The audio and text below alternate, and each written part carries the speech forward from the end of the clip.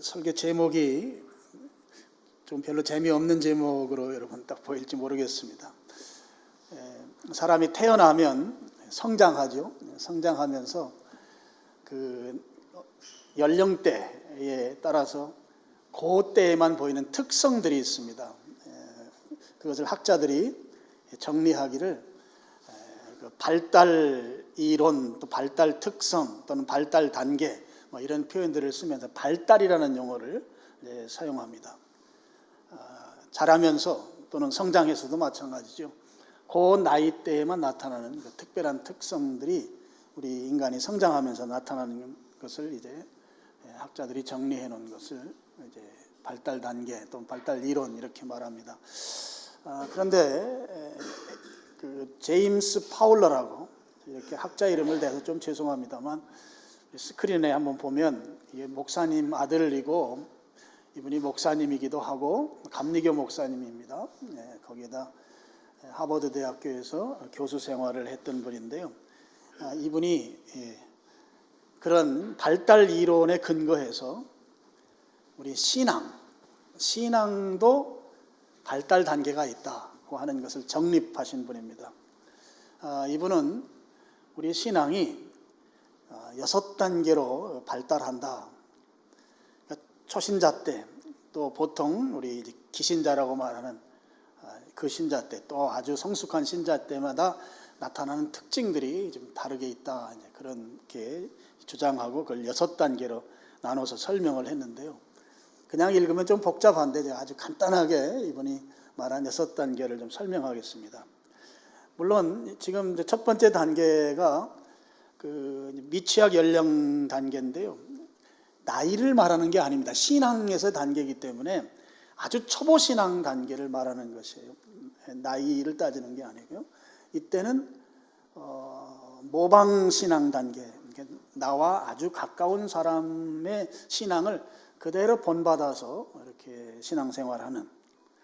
그래서 내 아주 가까운 사람이 그 믿는 신앙 그대로 따라서 신앙생활하는 그 단계가 아주 기본적 초보 신앙 단계 때 그런 신앙을 갖는다는 것이고요. 그 다음에 두 번째 초등학생기 신앙입니다. 이 단계에는 이제 교회 공동체 속에서 그 공동체가 주장하는 또는 추구하는 그 전통을 따라서 믿음을 세워가는 그런 신앙입니다. 자기가 소속된 그 공동체가 주장하는 것이 진리이고 공동체가 주장하는 것이 아니면 그건 다 이제 터부시하는 그런 이제 신앙 단계인 거죠. 예를 들면 사도신경을 하는 교회가 있고 저희는 사도신경을 외우지 않습니다. 그럼 사도신경 하는 교회들이 사도신경 안 하는 교회는 그 이단이다 이렇게 말하면 사도신경 하는 교회의 그 신앙을 가지고 있는 이 초등학생기의 그 신앙 단계에 있는 사람은 사도신경을 하지 않는 교회는 이단으로 여기는 것이죠. 그런 것 같은 두 번째 초보 신앙 단계가 전통을 따라가는 그런 신앙입니다. 그다음에 세 번째가 청소년기인데요. 청소년기는 비로소 내 중심의 신앙에서 나와 함께 신앙생활하는 다른 사람들이 이제 눈에 보이기 시작하는 신앙입니다. 그래서 교회 공동체 속에서 서로 관계를 맺어가고 친밀한 인간관계 속에서 제가 이제 결속이라는 표현을 써놓고 있습니다만 서로 결속된 관계 속에서 신앙의 길을 이제 가도록 그런 단계가 청소년기 세 번째 단계이다 하는 거죠. 내 신앙도 중요한데 같이 신앙생활하는 다른 사람의 신앙도 생각하는 그 시기이다 하는 거예요. 그 다음에 네 번째가 청년기 신앙인데요. 청년기 신앙은 내가 가진 신앙을 객관화해 볼 수 있는 시기의 그 단계에 속합니다. 제가 지난주에 말씀을 드릴 때 우리 자녀들이 중학교, 고등학교를 지나서 대학생쯤 되면 또는 군대 갈 때쯤 되면 한 번 정도 신앙이 회오리 바람을 치는 그 시기가 있다. 제가 그렇게 말씀을 드렸잖아요. 이제 그때를 말하는 거예요. 내가 지금 믿고 있는 신앙에 대해서 제3자적 입장에서 한번 살펴보는 것이죠.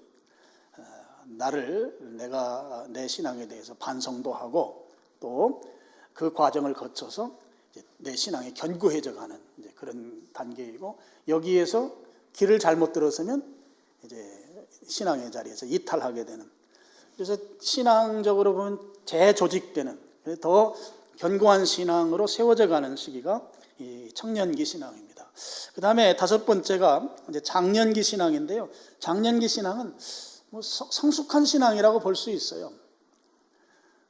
신앙생활 하다 보면 초등학생기에 있는 신앙인들의 모습도 보이고, 또 신앙생활 하면서 서로 관계들 가운데 갈등 관계도 형성이 되고 하는 경우들이 있겠죠. 그러면 그래, 저 사람은 아직 이런 부분에서 약한 부분이 있기 때문에 저런 모습을 보이는 것이지 하면서 이 관용의 마음, 너그러운 마음도 생기고, 그리고 그런 사람들을 포용할 수 있는 그런 내 안에 신앙적인 너그러움이 생겨서, 그래서 성숙한 신앙의 모습을 보이는 단계가 이제 장년기 신앙이다 하는 것입니다. 그 다음에 이제 마지막으로 장년기 이후인데요. 이때는 이제 전적으로 헌신하는 그런 단계입니다. 이 제임스 파울러는 이건 모든 사람들이 이 단계에 올라가는 건 아니고 아주 특별한 사람들, 그런 인물들만 이 단계에 간다 그러면서, 제임스 파울러가 예를 든 사람이 이제 인도의 마하트마 간디라든지, 또는 미국의 마르틴 루터 킹 목사라든지, 또는 인도에서 일했던 그 테레사 수녀라든지, 또 독일의 본회퍼 목사님이라든지, 뭐 이런 분들, 어떤 인류애를 가지고 인류를 위해서 희생한 그런 분들이 바로 이제 6단계에 이른다. 뭐 이렇게 이 신앙도 나이를 말하는 건 아니에요. 나이를 말하는 건 아닌데, 그 이제 사회 인지 발달 단계에서 신앙도 보니까 그런 발달 단계가 있더라 하면서 파울러라는 사람은 6단계로 신앙이 이렇게 발달하더라, 이렇게 정리한 것이죠. 제가 이제 교회에서 이제 신앙 훈련을 시키면서 이제 박사학위 논문을 이걸 가지고 썼거든요. 박사학위 논문을 쓰면서 이제 제임스 파울러의 신앙 발달에 대한 거하고, 그 다음에 이제 사회 인지 발달에서 에릭슨이라는 분이 있어요. 그분이 8단계로 인간이 발달한다고 사회 심리학적으로 정리해 놓은 게 있어요. 그 두 가지를 통해서, 그럼 교회에서의 그 신앙 훈련을 제가 이제 5단계로 정리를 한 걸 논문에 썼습니다. 그래서 여러분들이 5 스텝스라고 해서 여러분이 많이 소개를 했었습니다.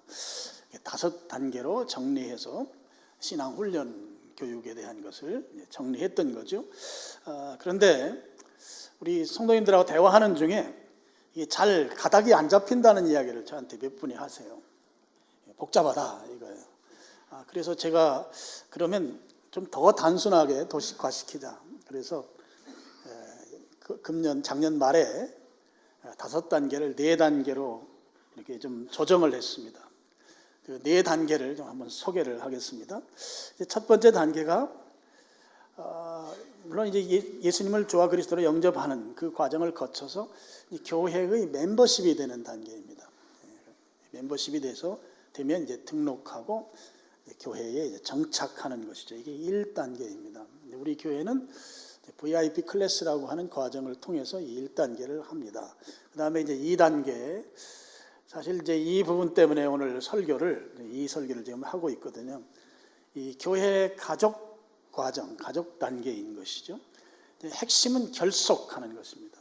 이제 영어로 밴드라고 써놨는데요. 이 밴드라는 말이 17세기 감리교 창시자인 존 웨슬리가 그 자기들의 그 신앙의 그 성결성을 유지하기 위해서 이 그룹을 지은 그 그룹의 이름이 밴드입니다. 일종의 혼자는 경건하게 사는 게 힘드니까 그룹으로 같이 서로를 이렇게 포용하면서 지켜주면서 그렇게 정결한 삶을 살자면서 그 운동을 펼쳤던 것이 이제 그 밴드라고 하는 이름을 짓고, 여러분들도 SNS에 네이버 여사에서 만든 밴드도 아마 그런 의미를 담고 있는 부분들이 있습니다. 그래서 교회 가족 단계는 성도들이 교회 공동체라고 하는데 결속시키는 이제 그런 것이 이제 목적이 되는 것이죠. 그래서 제가 저게 영어로 이제 게스트라고 쓰고 스텝이라는 말을 써놨어요. 보통 이제 교회 안에서 교회를 내가 왔는데 내가 아직은 이 교회의 뭐 주인이라는 표현은 조금 그렇고 이 교회가 내 교회라고 하는 그런 이제 의식이 아직은 부족하고 그래서 조금 손님 같은 그냥 방문객 같은 그런 과정이 그런 상태에 있다면 그런 상태에 이제 일종의 게스트 상태죠. 그런 상태에서 이제는 교회의 그 주인과 같은 주인이라는 표현은 좀 맞지 않습니다. 이해를 돕기 위해서 그 주인과 같이 그렇게 결속된. 그래서 이제 미사강변교회는 이제 내가 내 교회, 우리 교회. 그래서 나는 이 교회의 확실한 가족으로 있는 그런 결속감을 만들어내는 단계가 두 번째 단계라고 볼 수 있겠습니다. 그다음 이제 세 번째 단계는 제자 훈련의 단계입니다. 예수님을 닮는 것이 제자 훈련의 목적입니다. 골이 예수님을 닮아야 되는 것이죠. 제자 훈련을 통해서 예수님을 닮은 그런 인격 또는 삶을 나타내야 되는 것이죠. 보통 우리가 예수님의 제자가 된다라고 하는 것은 내가 제자 훈련을 받기 이전의 내 모습과 제자 훈련 받은 이후의 모습은 하여튼 여러 측면에서 예수님을 많이 닮아 있어야 되는 것이죠. 이 과정을 끝내고 수료증 받는 것이 목적이 아니고 이 과정을 하기 전과 한 이후에 내 삶 또 내 인격이 예수님을 얼마만큼 더 많이 닮아 있는가 그것을 나타내는 거예요. 그래서 제자 훈련의 목적이 예수님을 닮는 것이다 하는 것이죠. 그 다음에 이제 마지막 네 번째 스텝은 이제 사역 훈련입니다. 사역자로 일할 수 있도록 이제 무장시키는 이퀴핑이라고 해서 갖추게 만드는 구비시킨다고 하는 표현을 쓰죠. 실제 교회 사역에 이제 참여하게 만드는 이제 그런 것입니다. 그래서 저는 뭐 굉장히 간단한 것이지만 그리고 제가 우리 새가족들 위해서 교육할 때도 이 내용을 말씀을 드렸습니다만 이 저 네 단계 그리고 거기에 그 내용으로 들어가는 이 컨텐츠를 만드는 데는 정말 엄청난 시행착오를 겪었죠. 제가 이제 거의 35년 가까운 목회자로 살면서 이 비전을 주님께서 제게 주셨고 그동안 뭐 정말 잠잠 안 자고 또 대외 활동을 다 줄이고 포기하면서 이쪽에 집중하면서 또 교회에 직접 적용도 하면서 뭐 시행착오도 말도 못하게 많이 했고 그러면서 이제 지금 나이가 이만큼 들어서 그래도 현장에서 이 수정되고 또 현장에서 다듬어졌기 때문에 어떻게 보면 신앙훈련에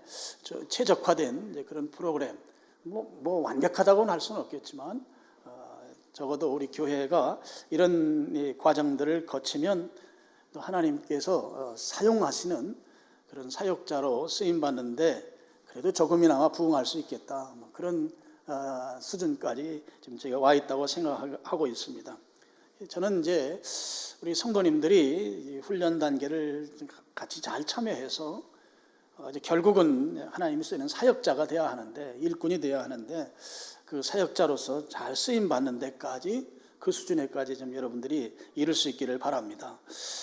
이제 이렇게 말씀을 드리고 나면 이제 우리 성도님들이 이제 그렇게 질문하고 싶은 분들이 계실 것 같아요. 목사님, 저는 교회 예배만 드리고 싶습니다. 예배만 참석하고 싶고요. 좀 복잡한 거 별로 싫어합니다. 꼭 교회 다니면서 교회에서 일해야 합니까? 교회 봉사하는 거 저는 별로 지금 하고 싶은 마음이 없습니다. 이렇게 말씀하실 분들이 계실 것입니다. 그런 분들에게 성경의 가르침이 중요하죠. 성경의 가르침 가운데 좀 한 가지를 말씀드리고 싶습니다. 신약 성경에서 아주 중요한 교리가 하나가 있는데요. 그 교리가 무엇인가 하면 모든 그리스도인이, 모든 신자가 제사장이라고 하는 교리가 있습니다. 종교개혁을 했던 마르틴 루터가 이제 이 주장을 했죠. 물론 이 종교개혁이라고 하는 말이 물론 뭐 여러 종교들 가운데 개혁이 아니고, 루터 시대의 종교는 기독교밖에 없었습니다. 유럽 자체가 교회밖에 없었던 거기 때문에 요즘식으로 그 말을 바꾸면 교회개혁이라는 말이 맞거든요. 이 교회개혁을 하는 그 마르틴 루터 입장에서 그때 썼던 표현이 만인제사장주의라는 표현을 썼어요. 만인이라는 것은 신자 불신자를 다 포함하는 듯한 용어이죠. 그런데 당시의 유럽은 태어나면 다 교인입니다. 태어나면 교회 가서 주민등록해야 돼요. 주민등록하는 그 절차가 유아세례라는 절차를 통해서 주민등록을 합니다. 모든 유럽에 태어나는 사람은 다 교인이 되는 그런 시대가 있었죠. 그래서 이 유아세례를 반대했던 이 선조들이 침례교회의 선배들이에요. 그래서 고난을 많이 당했습니다. 그래서 저희는 이제 유아세례를 그런 차원에서 이제 하지 않죠. 이제 당시 그 만인 사제라고 하는 건 지금 현재로 적용하면 믿는 자들의 제사장 교리이죠. 그래서 전신자 제사장주의 또 제사장 직분 뭐 이렇게 표현을 합니다. 관련된 성경 구절이 베드로전서 2장 9절이 있습니다. 우리 스크린 보고 한번 같이 읽어보겠습니다. 그러나 너희는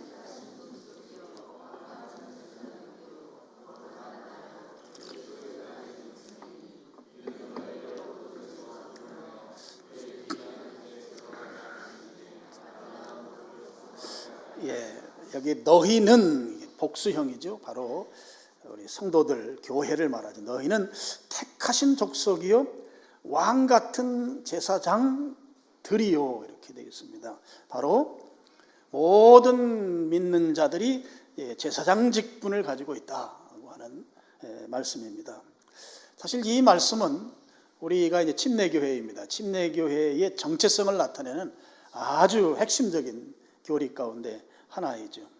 그럼 제사장이라는 말을 쓰고 있습니다. 제사장 하면 구약 시대가 떠오르죠. 구약 시대에는 제사장은 레위 지파, 특히 아론 계열 레위 지파들만 제사장이 될 수가 있었습니다. 특별한 지파 사람들만 됐던 것이죠. 그런데 구약 시대와 달리 신약 시대에는 모든 믿는 자들이 제사장이라는 말씀이에요. 너희는 왕 같은 제사장이다. 그냥 일반적 제사장이 아니라 그 왕과 같이 아주 신분이 있는, 가치 있는 그런 제사장이다. 이제 그런 표현인 것이죠. 구약 시대와 다르게 믿는 모든 자들이 제사장이라는 것입니다. 구약의 제사장은 어떤 역할을 했는가 하면 하나님과 사람 사이의 중재자 역할을 했습니다. 죄가 있는 사람들을 대신해서 하나님께 나아가서 죄를 용서받도록, 그때 이제 양이나 염소나 이런 짐승들을 죽여서 그 희생 제물을 하나님께 드림으로 죄 용서함을 받는데 중재자 역할을 했던 존재가 바로 제사장인 것이죠. 근데 구약의 이런 제사장 제도와 다르게 오늘 신약 시대에는 뭐 제물을 가지고 나아가서 제사를 드리고 뭐 짐승을 죽이고 이런 일을 하지는 않습니다. 그렇게 하지 않게 된 결정적인 이유가 예수님께서 제물이 되어 주셨기 때문입니다. 죄가 없으신 예수님이 직접 죽어 주신 것이죠. 직접 제물이 되어 주셨기 때문에 그 이후로는 더 이상 제물을 드리는 그런 제사를 드리지 않아도 되게 된 것입니다. 그럼 베드로전서, 물론 히브리서가 이 내용을 자세하게 설명하고 있습니다만 베드로전서 3장 18절 말씀을 우리 한번 스크린 보시고 또 한번 읽어보겠습니다. 그리스도께서도 단번에 의인으로서 불의한 자를 대신하셨으니 이는 우리를 하나님 앞으로 인도하려 하심이라. 거기까지만 읽으시죠. 그리스도께서 단번에 죄를 위해서 죽으셔서 희생 제물이 되신 것이죠. 그래서 우리를 대신한 거예요. 의인으로서 불의한 자를 대신하셨습니다. 완벽한 대신이 이제 예수님이 죄가 없으셨기 때문에 가능한 것이죠. 그럼 왜 그렇게 했는가? 그 다음 말이 중요하죠. 이는 우리를 하나님 앞으로 인도하기 위해서 그렇게 하셨다 하는 것입니다. 예수님께서 희생제물이 되어주심으로 인해서 예수님이 하나님께로 나아가는 길이 되어주신 것이죠. 그래서 우리들이 예수님을 믿는 자들은 예수님이 길이 되어주셨기 때문에 누구든지 하나님 앞으로 나아갈 수 있게 됐다 하는 것이에요. 구약시대에는 제사장이라고 하는 그 대행자를 통해서만 하나님께 갔지만 이제 예수님이 대제사장으로서 히브리서의 말씀대로 보면 대제사장 되셔서 직접 길이 되어주심으로, 희생제물이 되어주심으로 그 예수님을 통해서는 제사장 없이도, 제사장을 통하지 않고도 하나님께로 나아갈 수 있게 됐다 하는 것이에요. 그래서 더 이상 이제는 희생제물을 드리지 않아도 되는 그런 존재가 되었다 하는 것입니다. 그래서 우리 믿는 자들은 모두가 다 제사장 직분을 가진 자이다 하는 것이죠. 두 가지 의미가 있습니다. 우리가 제사장이라고 하는 것은 중간에 중재하는 제사장이 없이도 하나님께 나아갈 수 있다고 하는 이 사실이죠. 중간에 누가 신부가, 캐톨릭의 신부가 중간에서 회개하면 그 회개하는 기도를 받아서 하나님께 대신 회개해주고 이런 것이 아니라 직접 예수님 때문에 나갈 수 있게 만들어 주셨다고 하는 거예요. 그리고 우리를 가리켜서 그렇게 나갈 수 있기 때문에 그냥 일반 제사장이 아니라 왕과 같은 그런 아주 가치 있는 존재로서 제사장이다. 그렇게 성경이 부르고 있습니다. 누구도 중간자가 없이 하나님께로 나아갈 수 있는 존재가 됐다고 하는 것이 신자가 바로 제사장이라고 하는 이 교리의 한 가지 중요한 특징이다 하는 것이고요. 또 한 가지 특징은 예수님께서 하나님과 우리 사이에 이 제사장이 되어주셨죠. 중간에 화목하게 해주시는 그런 다리가 되어주셨단 말이죠. 제사장 역할을 해주신 것이죠. 그럼 그렇게 그 역할을 통해서 우리가 하나님께 직접 나아가게 된 자로서 그럼 어떻게 살아야 되는가 하는 것이죠.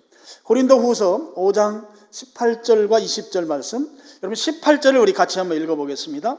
모든 것이 하나님께로서 났으며 그가 그리스도로 말미암아 우리를 자기와 화목하게 하시고 또 우리에게 화목하게 하는 직분을 주셨으니, 하나님께서 그리스도를 통해서 우리들과 하나님이 화목하도록 해주셨다.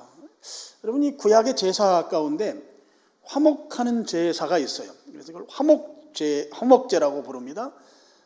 중간에 예수님이 화목제물이 되어서 제사를 드려주셨기 때문에 하나님과 우리 사이가 화목한 관계가 됐다고 하는 것이죠. 그와 마찬가지로 18절 후반에 우리에게 그렇게 화목제물이 되셔서 화목한 관계가 형성된 우리에게 화목하게 하는 직분, 역할을 주셨다고 하는 것입니다. 그래서 20절 보면 그러므로 우리가 그리스도를 대신한다고 하는 것은 그리스도께서 하셨던 것처럼 이런 뜻이죠. 사신이 돼요. 사신은 오늘날로 말하면 이렇게 국가 간에 서로 대사 관계를 맺는 그 대사를 말하죠. 사신이 되어 하나님이 우리를 통하여 너희를 권면하신 것 같이 그리스도를 대신하여 간청하노니 너희는 하나님과 화목하라. 화목하게 하는 직분자로서 그 화목하게 하는 사역을 감당해야 된다. 그런 말씀인 것입니다. 모든 신자가 제사장이라고 하는 이 교리에 따라서 우리는 예수님께서 하셨던 것처럼 하나님과 세상 사람들, 하나님과 죄인들이 화목하게 만들어주는 역할, 사역, 사명을 감당하는 그런 존재가 돼야 된다 하는 그런 말씀인 것입니다.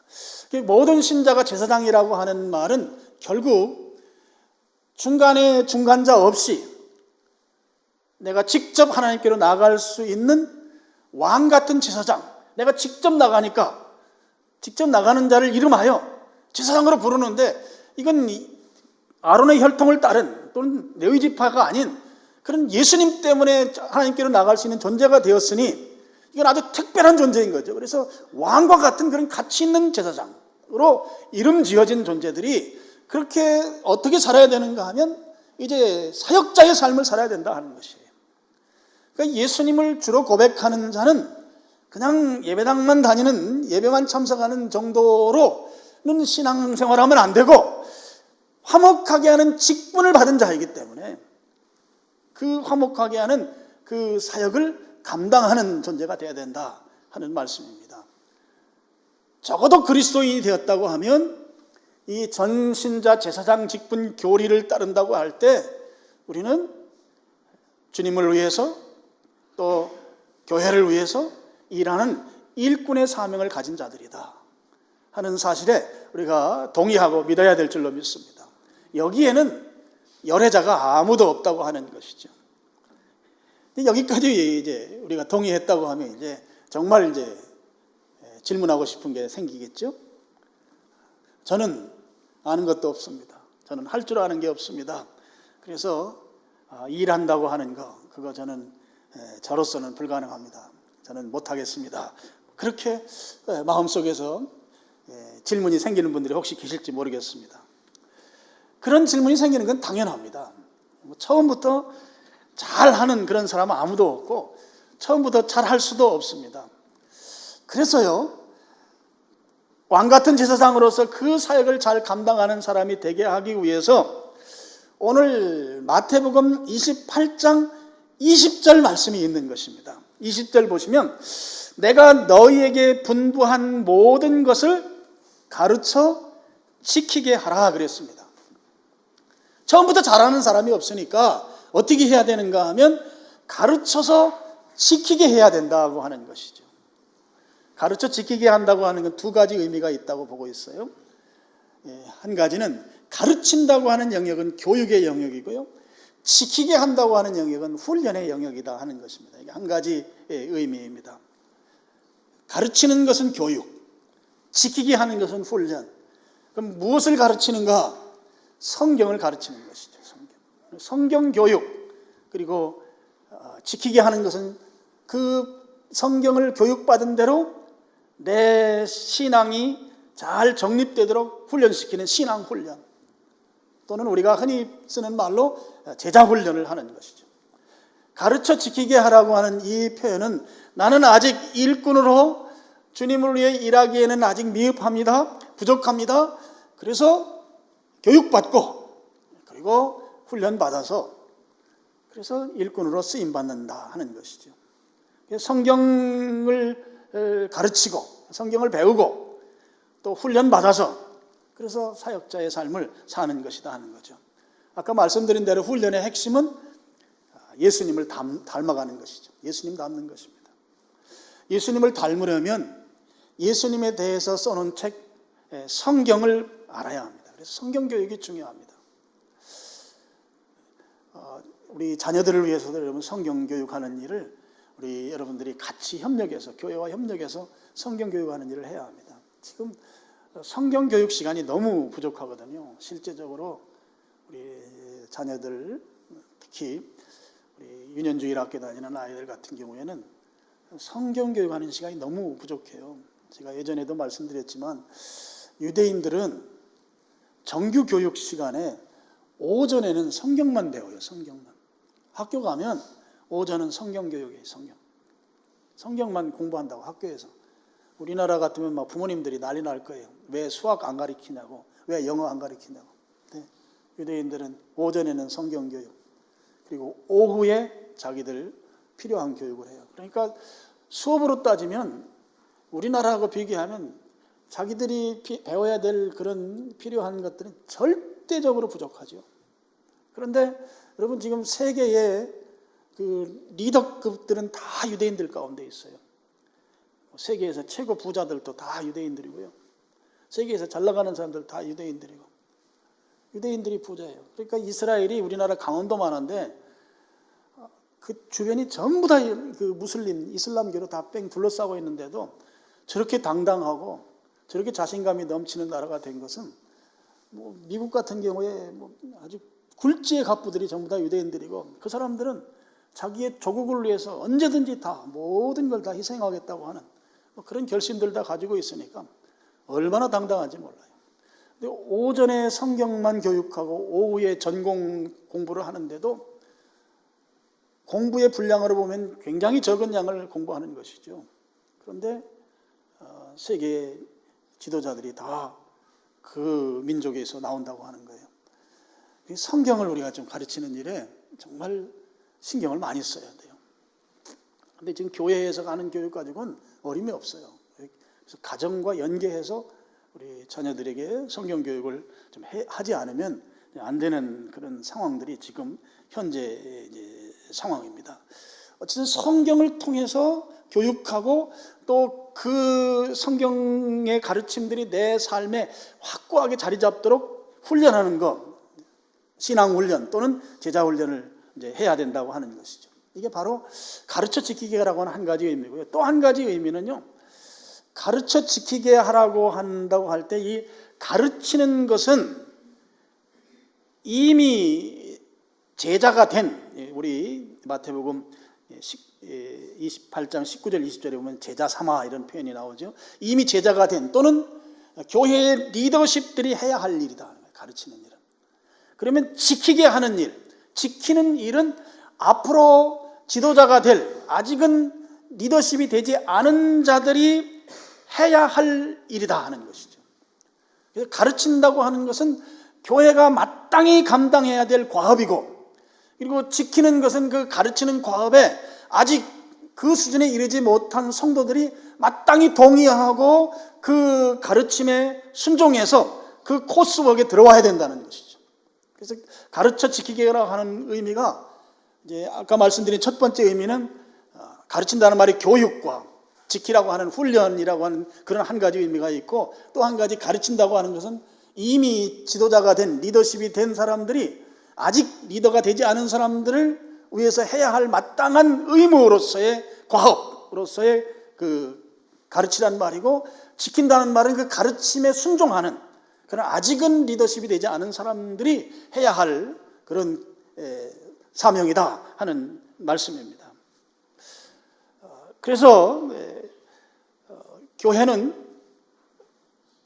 아직 리더가 되지 않은 사람들, 아직 사역자가 되지 않은 사람들을 위해서 가르치는 사역을 열심히 해야 하고, 또 성도들은 아직 나는 아는 것도 없고 잘 몰라서 교회 일 못하겠습니다, 주님을 위해서 봉사하지 못하겠습니다 하는 분들은 배우기 위해서 열심히 나서야 하고, 바로 가르쳐 지키게 하라고 하는 두 번째 의미이다, 그런 말씀인 것이죠.